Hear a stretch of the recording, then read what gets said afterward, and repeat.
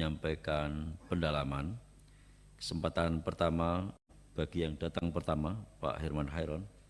Kami persilakan singkat-singkat saja. Bismillahirrahmanirrahim. Assalamualaikum warahmatullahi wabarakatuh.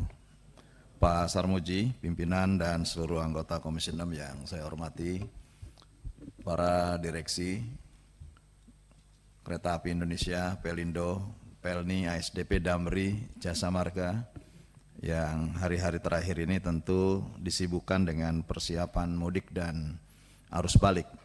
Mudah-mudahan para direksi tetap diberikan kesehatan, mampu untuk bisa menangani dan tentu mudik dan balik bisa berjalan dengan lancar. Pertama, saya bangga gitu ya, karena melihat dari perkembangan BUMN yang dulu, sektor transportasi BUMN baik darat, laut, udara sudah lebih bagus ya, Garuda lebih bagus. Tapi kalau darat laut dulu rasanya termarginalisasi lah. Fasilitas, sarana, kalau naik kereta api berdesakan dengan orang berjualan dan lain sebagainya. Tetapi saat ini kita dapat melihat dari paparan yang telah disampaikan oleh para direksi, saya melihat semakin baik, semakin modern, dan mudah-mudahan ini sejalan dengan perkembangan korporasi yang semakin baik pula.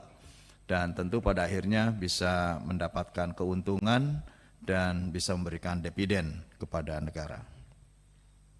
Yang kedua, saya juga menyarankan agar sistem pelayanannya terus diperbaiki. Tentu dengan teknologi-teknologi yang lebih adaptif, ya, dan saat ini mungkin digitalisasi menjadi keniscayaan, mempermudah dan membuat pekerjaan lebih efisien. Sehingga kalau tadi saya lihat hampir seluruhnya ditutup dengan kerjasama dengan berbagai pihak dan penggunaan digital, tentu ini menjadi perbaikan di masing-masing perusahaan negara ini. Yang saya tidak mendengar terkait dengan tiket. Apakah ada tiket antara berapa ke berapa, batas berapa gitu ya. Yang saya pernah baca adalah Jasa Marga memberikan diskon, betul ya, 20%. Nah sebetulnya ya harapannya bagi perusahaan negara, dikala masyarakat memang sedang membutuhkan, masyarakat sedang menikmati hari kemenangan dan tentu berpulang ke tempatnya masing-masing untuk bertemu dengan keluarga, menikmati kebersamaannya, dan disinilah saatnya sebetulnya BUMN semestinya memberikan diskon. Jadi bukan menaikkan tiket, menurunkan tiket justru. Menurut saya ini akan menjadi apresiasi yang luar biasa dari masyarakat. Tentu dengan menurunkan, bahkan mungkin Jasa Marga, orang akan menggunakan jalan tol lebih lama karena jalannya lebih macet. Nah, lebih lama kok makin diskon gitu kan. Nah, kalau kereta api memberikan diskon khusus, ya tidak harus semua hari mungkin. Mungkin dalam hari tertentu lah ya, supaya tidak numpuk di tanggal rencana. Ini juga sekalian supaya terumumkan kepada publik. Kalau saya mengambil rentang rata-rata puncak arus mudik itu mungkin di tanggal 4 atau 5 April. Jadi tanggal 4 sampai 5 April itu diprediksi dari seluruh tiket dan penjualan tiket yang telah diperlihatkan tadi, kelihatannya memang di tanggal 5 sampai 6 April. Arus baliknya di tanggal 14 sampai 15 atau 15-16 April atau 14, 15, 16 April itu adalah arus balik. Nah, oleh karenanya mungkin di hari-hari tertentu, before atau after 5 dan 6, PT Kereta Api memberikan diskon. ASDP juga memberikan diskon. Pelni memberikan diskon. Sehingga mungkin jadi ada pergeseran, sehingga tidak numpuk dalam 2 hari itu gitu ya. Ya tidak harus semuanya, karena bagaimanapun kan BUMN juga harus balance gitu ya, harus seimbang antara pengeluaran biaya operasional dengan arus baliknya yang kosong. Kalau di arus balik mungkin arus berangkatnya kosong, baru nariknya penuh. Tapi mungkin di 2 hari antara di arus mudik dan arus balik, ada hari-hari yang tentu bagi BUMN bisa memberikan diskon khusus terhadap para penggunanya. Kemudian saya juga ingin menyoroti terkait dengan pengaturan yang terintegrasi.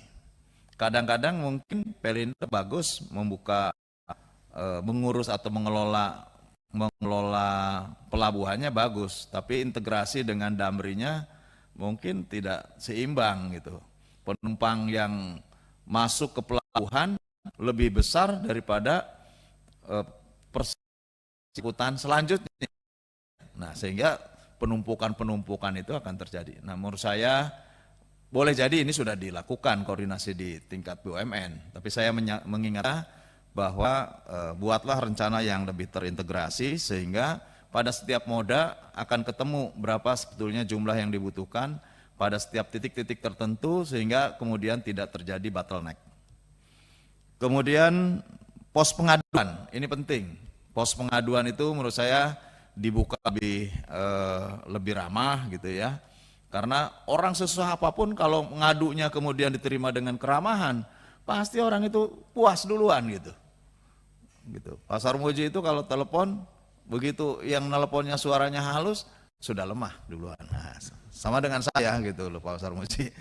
Artinya keramahan.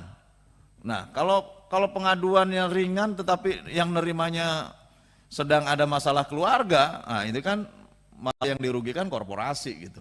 Nah, menurut saya ini juga aspek psikologisnya harus dibangun di sini. Kemudian saya juga ingin ada matrik yang lebih jelas dan mudah dibaca oleh publik, Pak Dirut Jasa Marga. Matrik terkait dengan penggunaan satu arah. Ini kan rencana kan satu arah ya. Nah, nanti one way itu dari mulai tanggal berapa, gate mana saja yang one way, kemudian di mana yang kemudian ketemu lagi two way atau 2 arah gitu ya. Jadi saya pernah kebingungan juga, saya anggota Komisi 6 saya kebingungan juga gitu.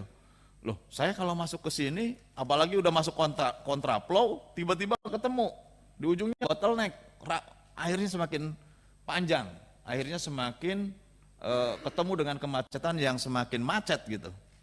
Nah, oleh karena itu Pak Dirut, ya meskipun saya tahu bahwa ruas-ruas tol ini tidak semuanya dikuasai oleh Jasa Marga, tetapi saya kira ada koordinasinya, ya, ada koordinasinya.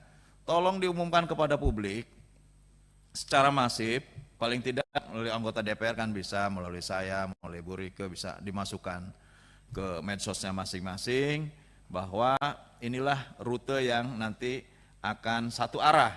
Sehingga orang juga sudah antisipasi, tidak melewati lagi tol. Jangan sampai dia sudah mau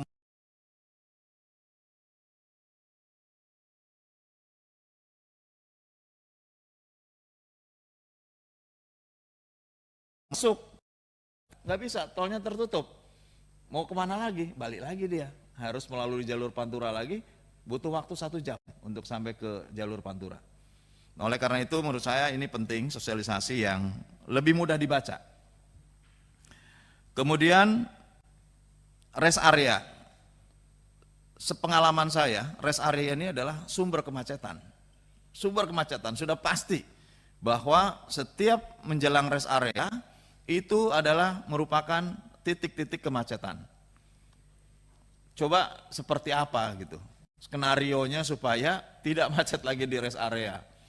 Mungkin tadi, kalau tadi banyak jalan tol fungsional yang digunakan pada waktu mudik ini, mungkin di rest area juga dibuatkan fungsional untuk penampungan apabila daya tampung rest area sudah overload. Karena begitu overload dia mengular, keluar dan menutup jalan tol.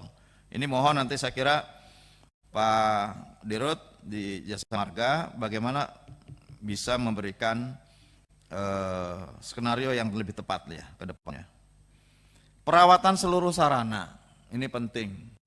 Saya belum pernah mendengar kereta mogok. Betul ya Pak Dirut ya? Apakah pernah ada kereta mogok? Kayaknya belum pernah dengar saya.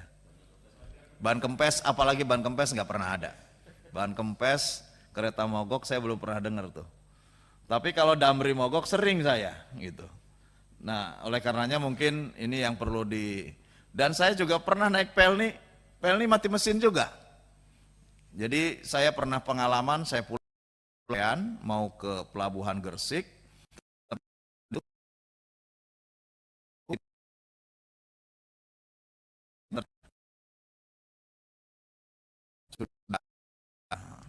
Sudah bagus dan terus dipertahankan, jangan sampai kemudian turun.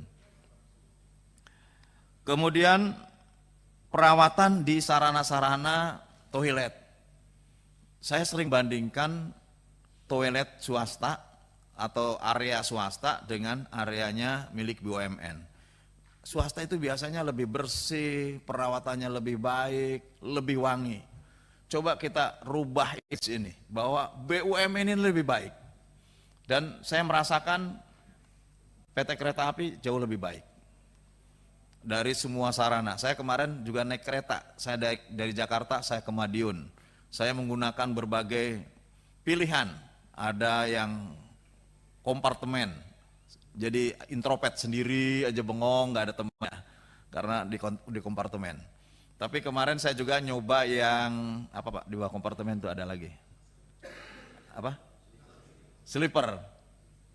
Itu juga enak. Saya ke Malang kemarin, terakhir saya ke Malang naik kereta, enak juga gitu. Jadi dan fasilitasnya sudah enak juga. Saya lihat toilet, saya lihat area memang hanya kurang luas saja. PT Kereta Api itu kelemahannya lokasinya kurang luas, sehingga ya hanya memanfaatkan yang ada, tapi saya kira lebih bagus. Mudah-mudahan terminal-terminal yang dipakai Damri, ASDP saya juga sering nyebrang ke Lampung, saya nyobain, sudah cukup baik lah gitu ya. Tolong dipertahankan. Apalagi yang di rutenya para Serikandi ya harus lebih berseka lah gitu ya, lebih wangi gitu. Kemudian yang terakhir ya BUMN menghentikan kebocoran lah gitu ya. Dan saya seringkali menemukan korporasinya rugi, tapi individunya head on gitu.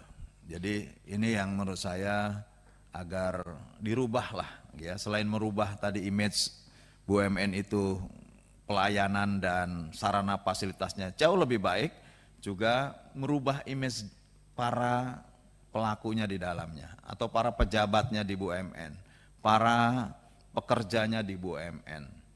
Contoh PT Timah, dikala di seberah terjadi korupsi 271 triliun, PT Timahnya rugi 450 miliar. Kan aneh gitu ya dalam pikiran kita. Nah ini yang saya kira tolonglah gitu ya, bahwa celah-celah kebocoran dulu, mohon maaf ya, para supir Damri itu juga kadang-kadang nakal-nakal Bu. Mungkin sekarang sama Ibu takut kali. Dulu nakal-nakal banget itu Damri itu. Kadang-kadang ban yang bagus ditukar sama yang gundul gitu ya. Jadi saya banyak mengkoreksi yang hal-hal sepele, kecil, tetapi ya ini realitas BUMN. Tapi kalau BUMN-nya tetap dikelola dengan baik, pengawasannya baik, dan kemudian terus melakukan perbaikan, saya kira insya Allah ke depan jauh lebih baik. Saya kira terima kasih, dan para direksi tentu telah bekerja dengan baik, mudah-mudahan terus bisa memperbaiki BUMN ke depan. Terima kasih. Assalamualaikum warahmatullahi wabarakatuh. Terima kasih Pak Herman Hairon.